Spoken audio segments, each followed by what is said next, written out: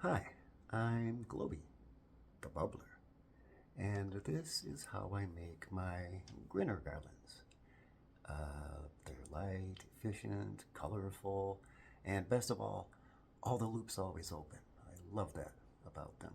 They also have my nifty teardrop shaped design, so as you lift it from the juice, they kind of lay flat and to prevent early blowouts. And then spread your poles, and there you go. They're really just made of diamond braid cord and Dacron fishing line and some hot glue. Anyway, this is how I make them. These are the tools and the materials I use to make my grinners. Let's see what we have here. This is some diamond braid cord. It's cotton. It actually has a core that's a plastic that will pull out, but it's cotton. Glue gun, glue sticks. You'll see some stuff called, super clear versus the regular. You want the regular. The super clear is sticky and difficult to work with. This is Dacron fishing line, 50-pound test. It's sort of like ribbon-like. It looks a lot like dental floss. It really does. It's kind of tape-like. And it can be easily split, and that's necessary for the technique. These are some little nails here. What size are you? 1 inch. Anyway, you want a diameter for them that's just a little bigger, or the same, or a little bit bigger than your needle here. Your nice long sewing needle, long straight needle. What else we got here? Oh, pliers, that's for working with the nails. Scissors for cutting stuff. Rulers of various lengths and convenient sizes. And a couple of rings for the leaders. And some stainless steel wire that's 19 gauge, because you have to build one of these thingies. It's basically just kind of like a paper clip. You fold it into a paper clip shape. And I conveniently have these little pieces of tubing that fit onto the clip down here. What did I forget? I guess that's all.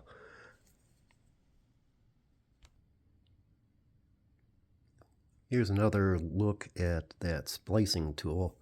It's about 3 inches long this way. These little wings here are about a little more than an inch. And I hope you can see it, but there really is a gap here. Really tiny little gap. The idea is the cord goes in here, slides up in here, and grips in there. And they're a little tough to make. It might take some practice. If it's got the wrong shape, you might only get a few dozen out of splices out of it before it breaks. But I got a few hundred out of this one. I did something right. This diamond braid cord, pretty much all diamond braid cord I've ever seen, has a filler. Sometimes it's actually cotton, but usually some kind of plastic. And you got to pull that out. Now, I cut lengths of around 12 feet. The shorter it is, the easier it is. It takes a while to work through the whole thing, but be patient. Because that thing has to come out. We need a hollow material to work with. After I've gutted the cord, I like to kind of weather it a little bit by drawing it across the 90-degree sharpish edge of a scissors or a counter or something like that. 2 times on each side. This kicks up a little bit of fuzz, makes it perform a little better. The measurements come out a little more consistent. It helps to establish the flatness, the ribbon-like shape of it, which is important for assembly and performance too. It works a lot better that way. So I'm going to do 2 times on each side. This is how I calculate the length of cord needed for each loop. It's a little complicated, but the idea is to make it so the bottom string is twice as long as the top when it's relaxed. The top is always stretched, the bottom is always relaxed. So what you do is and we're going to measure out the cord with stretched as it is stretched. So you take the top string, you add like 1.5 inches for the connections to the top and the bottom string, and then here's the bottom string here, the top string times 2, but you want to adjust to that. When stretched, it'll be longer, so you want to adjust that by dividing it by the complement of the stretch, which in this example here is 16% or 0.16. So you got your top string, you add for the connections, and then you got your bottom string adjusted for stretch, and that comes out to 9.5 for the bottom. Well, yeah, not including the connection. And we have a total of about 15 here. I'm going for 4-inch loops here. So I've calculated that compensating for stretch and the connections and a little bit of fudging here and there, I'm going to want just a shade more than 15-inch lengths here. And I've marked it on the ruler, so because I have 48 of these things to make. No, 56. So it's just convenient to mark your length like that. So anyway, what you do is put this on the ruler. I want to put it just a little bit, maybe an eighth over. Stretch it out. All these measurements are stretched. Bring it out to that mark there at 15. Grab my splicer tool, insert it at right about there in the side of the thing. Okay, it goes inside for about a 1/2 inch. I'm just going to eyeball this. Life's too short to do careful measurement. Okay, so it goes in one side and out the other. All right. Now I'll use my fingernail and spread this a little bit. And then grab the other end, but following, keeping it flat. We want to keep this thing flat. We don't want twists in it. We got that nice ribbon shape. We want to keep it. Okay. I'm kind of twirling this a little bit to kind of fray the end because it makes it easier to stick it into the splicer. Here we go. Into the splicer just a little bit. Push it up to the tip like that. All right. And you pull it in and through. You have to twist a little bit to get it to go through, but there it is. Like so. All right. Now, once again, you want to check to make sure we have flatness here. There's no curl in the braid. It goes flat all the way around and back into that hole. Yes, very good. Now, pull out that extra. Pulled out a little too much. Pull out that extra, except for that little bit that we had hanging off the edge of the ruler a moment ago. All right, and then, yeah, cut it right there.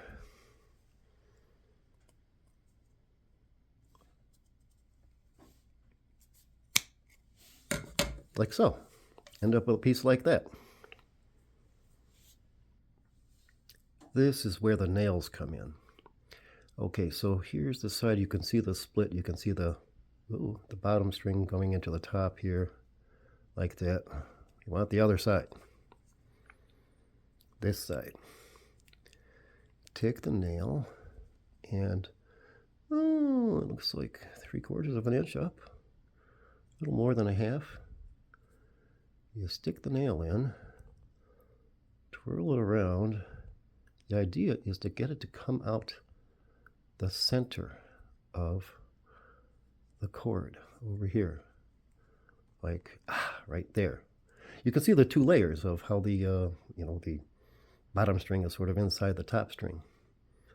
Yeah, so it's in like that. That's about what I want. Very good. Now you fire up that glue gun, get it nice and hot, and you apply glue to the tip around the nail. This takes practice. I find that I need about this much. Oh, you can't see it, can you? This much right around the base of the nail. like that, and this much around the collar, making sure you get all the way around. You kind of have to work fast because stuff starts to harden. And then switch hands, and I use spit. You can use water, I suppose, but you basically want to move that collar down around the bead at the base of the nail and make kind of a bullet shape out of it. Can you see this? Yeah, there we go. You make kind of a bullet shape out of it, like that. Okay. When it's cooled, next you yank that nail out. Let's see, like this. Come on, I don't want to tear the stuff. I just want to pull the nail out. Here we go. Like so. So you get this sort of plastic tip with a little hole in it. And next, where's my snips? Here they are. Oh, I forgot. Here's one more tool you need. Oops. You need some cutters like this, these straight edge cutters. And you want to take off some of that tip. You end up with something like this.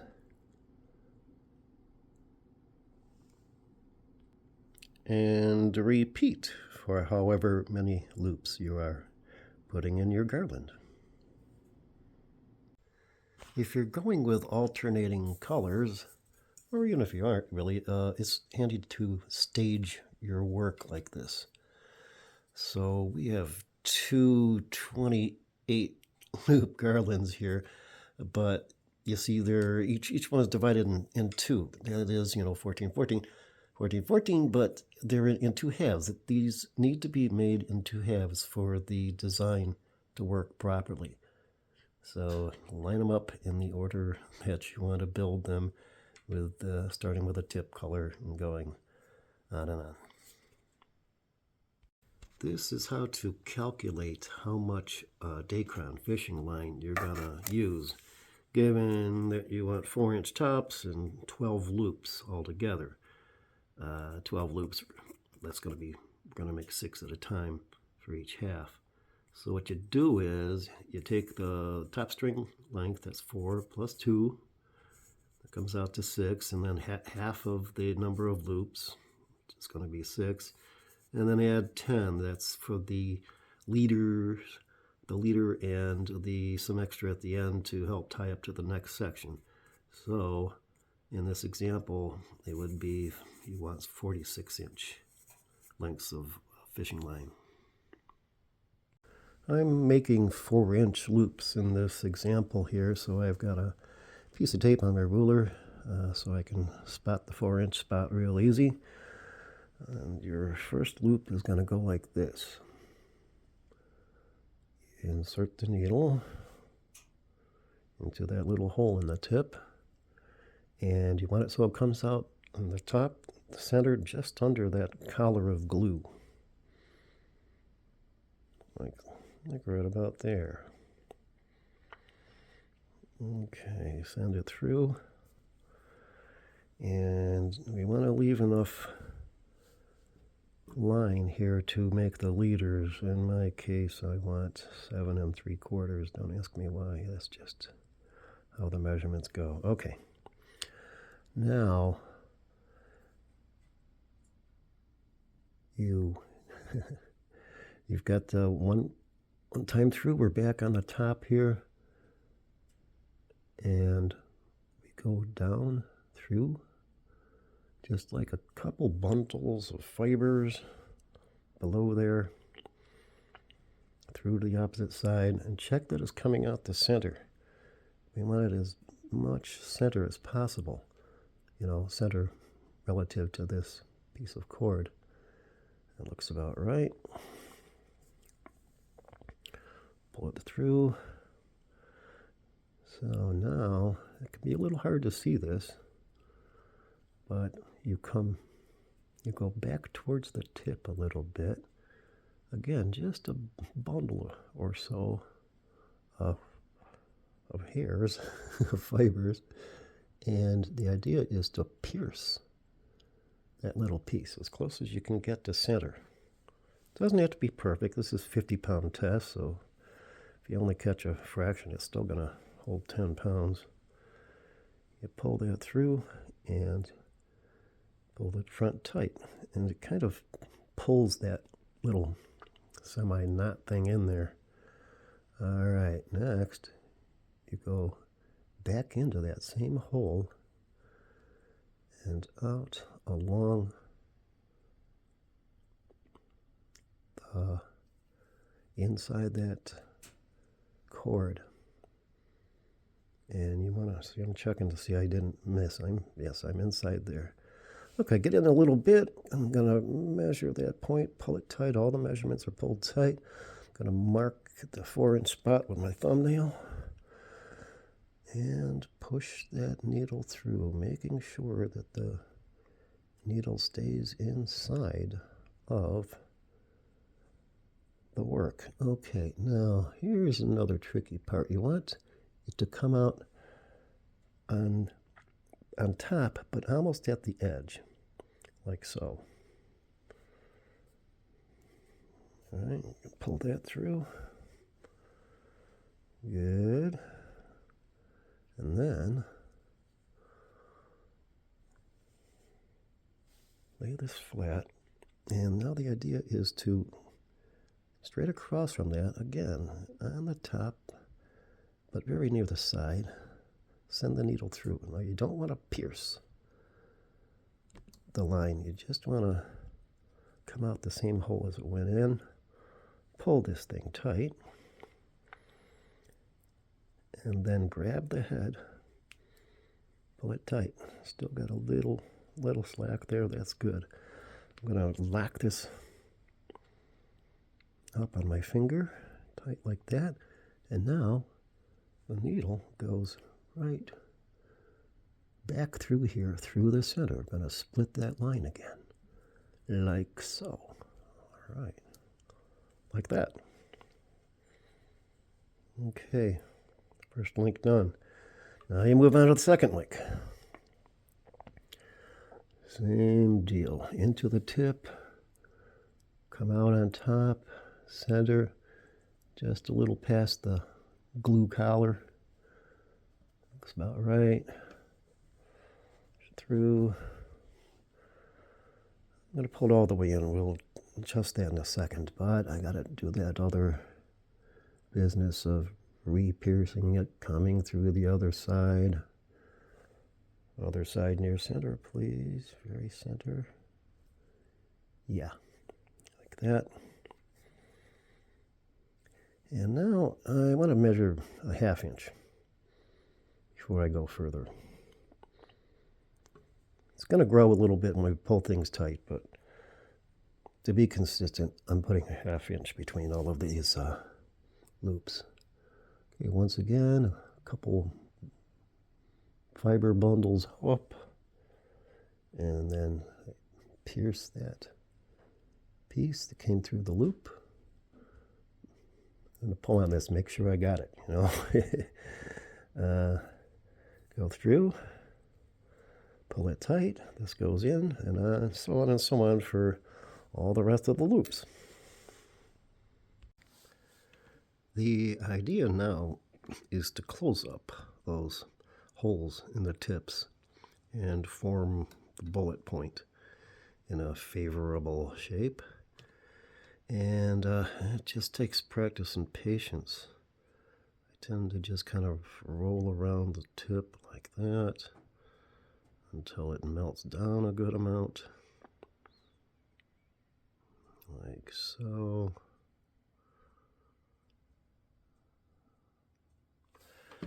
And then apply the spit. Roll it around. We really don't want this to be pointy. We don't want it to be that pointy. Some of the glue will go onto the line. We don't need it there. You can use your fingernails to kind of scrape it off. And then once more to kind of make it a little more blunt. Like so. Yeah, that's pretty good. Here, I'll do another one. It's a little trickier when you're between links like this. Roll it, roll it, roll it.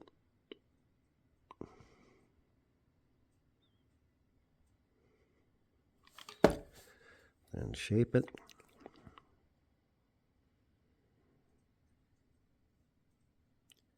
Scrape it.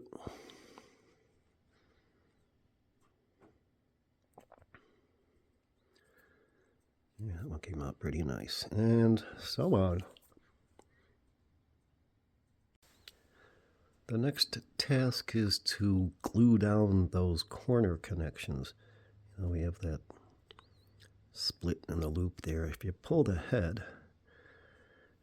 and hang on to a little bit past that point, then that'll kind of pull up into the fibers of the cord a little bit, and that's nice. Now, force it to kind of be toward the center of the cord, and you just need the tiniest little dab of glue.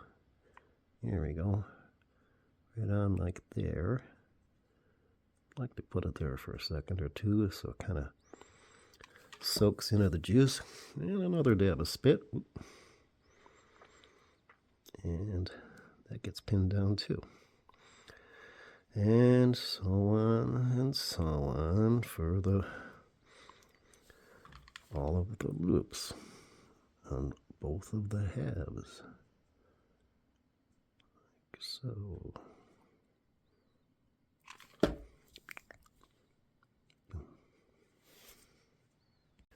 The next step is to join the two halves together at the center, and I use a swivel for that. The the fishing line, it'll twist a lot and acts like a swivel, but over time, if it twists too much, it can interfere with the operation. And with a swivel in the middle, you just pull the two ends tight, and that swivel kind of, the twist kind of disappears. Now I'm using, what do they call this, improved clinch nut for this, but you can use any other nut, because no matter what the nut, unless it's a very complex one, it's not going to hold. This fishing line is super slippery. It does not hold a knot very well at all. Okay, that's pretty close on one half. Here's the other. Let's see. Go through here. It's hard to get these distances even. I mean, with knots, it's hard to tie a knot with precision. I'm kind of used to this one. You could use any other kind of knot you feel comfortable with, but I'm just kind of used to this one. So I'm aiming for this very same distance from the cord as before. Go round and round. Come on. Through there, get through there. There we go. Back out again. Aha. Oh, wait, this is one of the most difficult steps. Okay, how close are we? Hey, that's pretty close. Yeah. Pull you tight. Pull you tight. You like that. And like that. There. Now, as I said, you can't trust these nuts. So you're going to want to put some crazy glue, super glue, on them and hang it to dry. And put a little dash here. Whoa, that's kind of a big dash. That's okay. Over here, and over here, one side, and on the other. and go hang it to dry.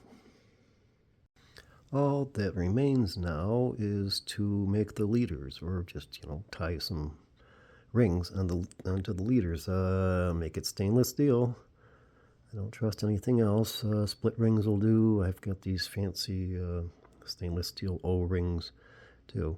Now, the first couple of links can kind of snag and get caught on each other, lifting from the bowl. So I kind of fancy up the leaders with some of this paracord here.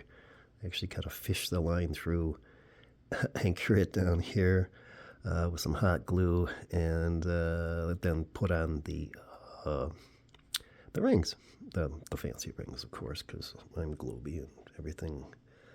I like to have everything pretty and fancy. And with just a little more work, the leaders come out like this. Nice and pretty. After that super glue is dry, you can trim off the ears on those knots.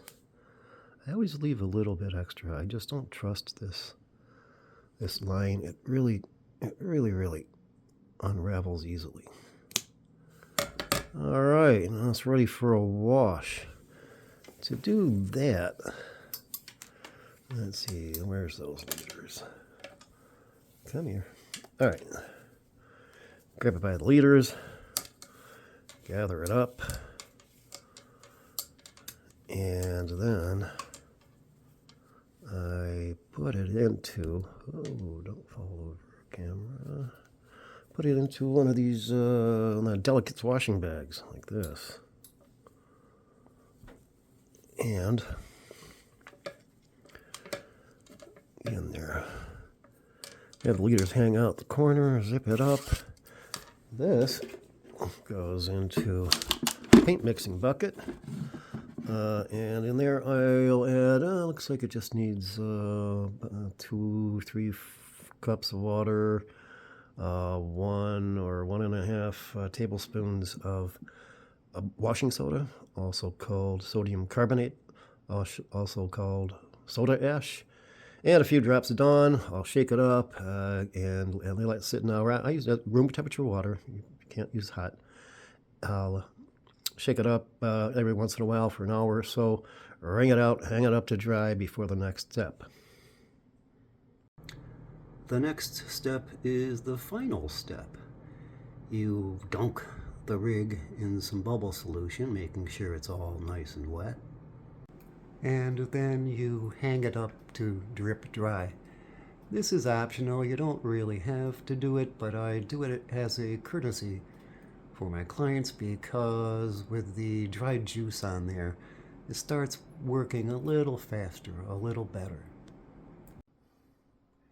So that's how I do it for Grinner garlands. These techniques can be useful for making tri-strings and webs and various novelty designs with diamond braid cord. I hope they're also useful to my fellow hobbyists and my fellow equipment making artisans. I dedicate this video to my dear friend, Rick Findley, my bubble bro, El Burro Brujo. He always shared everything with everyone anytime when it came to making bubbles or bubble makers.